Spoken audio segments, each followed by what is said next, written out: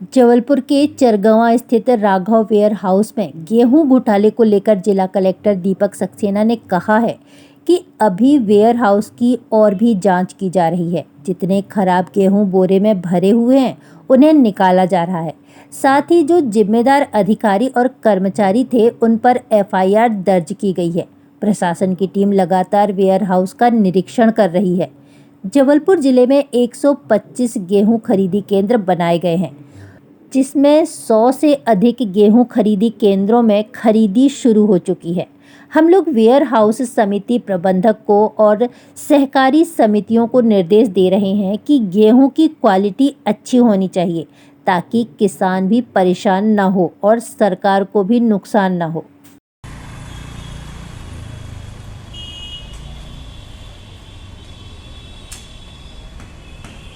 हो जाएगा।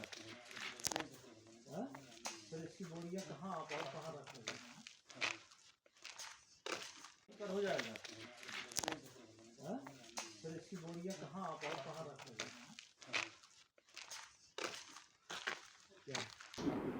जो राघव वेयर हाउस में जो कार्रवाई चल रही है, राघव वेयर हाउस में चूँकि एक स्टैक में जो है काफ़ी सारा गेहूँ 9 दफ़े क्यों पाया गया है। इस स्टैक को तोड़ने के बाद जो है रेंडमली तोड़ रहे हैं, मतलब जैसे 10 बोरियां निकाल रहे हैं, फिर एक साइड से निकाल रहे हैं, दूसरे साइड से निकाल रहे हैं।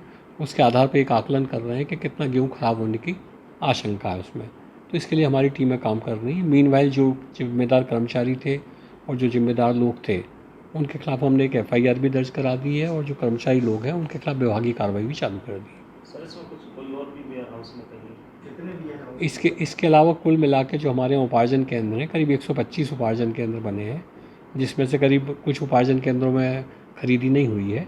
100 से ज़्यादा उपार्जन केंद्रों में खरीदी हुई है। सभी जगह हमने टीमें भेजी हैं और ये निर्देश दिए कि एक बार रेंडमली पूरा चेक करें कि बोरों में टैग लगे हुए हैं कि नहीं लगे हुए हैं। परखी से चेक करें कि किसी बोरे में ख़राब माल तो नहीं रखा हुआ है। तो वो मोटे तौर पर मुझे काफ़ी हद तक सूचनाएं आ गई हैं, लगभग 60-70% जगह से वेरिफिकेशन आ गया है। इस तरह की स्थिति वहाँ नहीं है। आज जिला सहकारी बैंक में निर्देश ये हुए थे कि वहाँ पर जो समिति प्रबंधक के पद रिक्त हैं, उन समिति प्रबंधक के पदों में से 60% पद जो हैं वो जो सहायक समिति प्रबंधक हैं, जो प्राथमिक सोसाइटियों में कार्यरत हैं, उनके माध्यम से भरे जाने थे। इसकी प्रोसेस चली थी। इसमें कुल मिला के 108 आवेदन आए थे। 108 आवेदनों में से 28 व्यक्ति पात्र पाए गए थे, जिसमें से 27 लोगों के नियुक्ति पत्र जारी हुए थे। मीनवाइल ये शिकायत आई थी कि इनकी जब नियुक्ति हुई है समिति प्रबंधकों की, सहायक समिति प्रबंधकों की, जो उनकी प्रारंभिक नियुक्ति है, उस नियुक्ति में जो है मापदंडों का पालन नहीं किया गया है। उसके संदर्भ में हमने एक जांच कमेटी बनाई थी। जांच कमेटी में सीनियर ऑफिसर्स को रखा था। उन्होंने जांच करके पाया कि जो मूल पद पे जो इनकी नियुक्ति हुई है उसमें काफ़ी सारी विसंगतियां हैं। मसलन एक चयन समिति होती थी तो चयन समिति की बैठक ही नहीं हुई। प्रोसीडिंग यदि हुई है तो प्रोसीडिंग में कुछ घटाया बढ़ाया गया है। प्रोसीडिंग में कई जगह दस्तखत नहीं है या बैक डेट में दस्तखत हैं। नियुक्ति आदेश का जीआर के द्वारा या एआर के द्वारा या डीआर के द्वारा अनुमोदन होना था, वो अनुमोदन नहीं है। और सबसे बड़ी जो दिक्कत इसमें थी कि जो नियुक्ति की प्रोसेस के लिए परिपत्र जारी हुआ था उसमें आरक्षण की सूचना जारी नहीं हुई थी। तो इन सारी चीज़ों को लाके समिति ने पाया कि पूरी नियुक्ति की जो प्रक्रिया है वो दूषित है। तो दूषित प्रक्रिया होने की वजह से हमने इसको निरस्त कर दिया है। जिन लोगों ने ठीक से काम नहीं किया उनके खिलाफ कार्रवाइयाँ कर रहे हैं, साथ साथ नियुक्ति की नवीन प्रक्रिया भी जारी कर रहे हैं।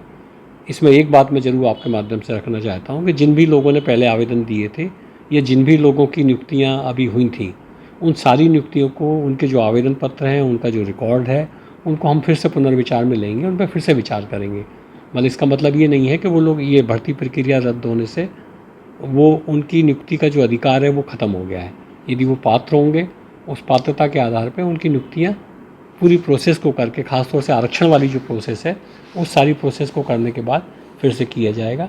जांच कमेटी ने एक चीज़ और पाई है कि जो पात्रताओं के लिए जो अर्हताएँ डिसाइड की गई हैं, कुछ अर्हताएँ ऐसी हैं जिनके बारे में शिथिलीकरण होना चाहिए। उसके लिए हम राज्य शासन से अनुरोध